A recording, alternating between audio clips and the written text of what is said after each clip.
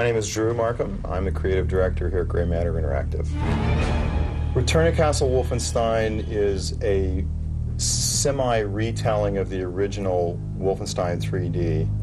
We start the story in 943 AD, and this Teutonic prince named Henry the Fowler, or Heinrich as he's also known, has channeled the last of the great dark earth magic, and he's been able to sort of manifest this in raising an army of the undead, and he's essentially trying to, conquer the world with that.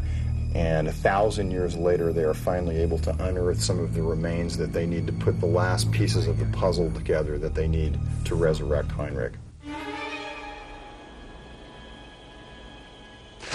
As the art director on Castle Wolfenstein, I deal with all the art that goes into the game. I conceptualize the levels with the level designers, and I work hand in hand with the director to bring this game to life. My favorite level is the assault on the airbase. There's a lot of different things going on in that level, and also visually, it's a very exciting level. We looked at old Luftwaffe jet aircraft, and we basically just made it more interesting and more exciting. Depending on the environments, we pay attention to what is going on in those environments, and we make the characters look like they fit into them. My name is Corky Limkule, and I am character designer. What I'll do is I'll make a profile image, a front view, and a back view, and then I'll scan that into the computer, take it into the 3D program and modeling, apply texture coordinates, and then the fun part starts by skinning the character, create clothes and whatever other accents you want to put on it, and then it goes into the game.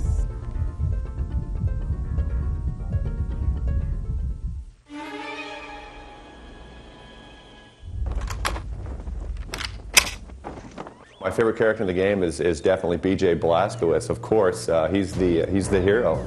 He's the American quintessential kick down the door, take no prisoners type of guy.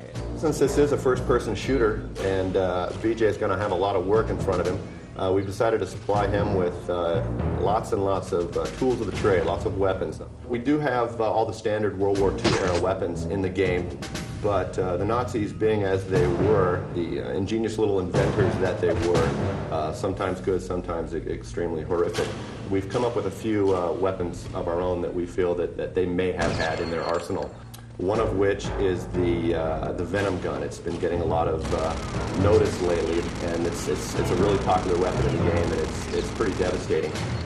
As well as the flamethrower. It's an amazing weapon used in close quarters combat, clear rooms, bunkers, manholes, and such. As well as the Tesla gun. And basically what it does is it shoots arcs of electricity out, varying degrees of damage depending on how many enemies are in the room. I'm Richard Farley. I'm a level designer here at Grey Matter.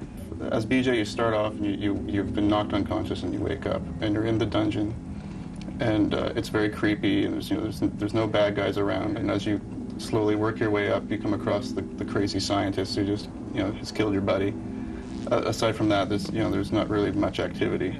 And then as you slowly work your way up through the layers of the castle, and there's more bad guys, until you come out through this one tower door, and again you see the mountains and the trees and the snow, and it's just like this big opening of space, and guys walking across the tops of towers, and snipers that spot you when you come out, that kind of thing. Working in the editor is something you have to get used to, whereas you have this program that represents 3D space, but it's all on a two-dimensional display, so you have to sort of get a hang of that.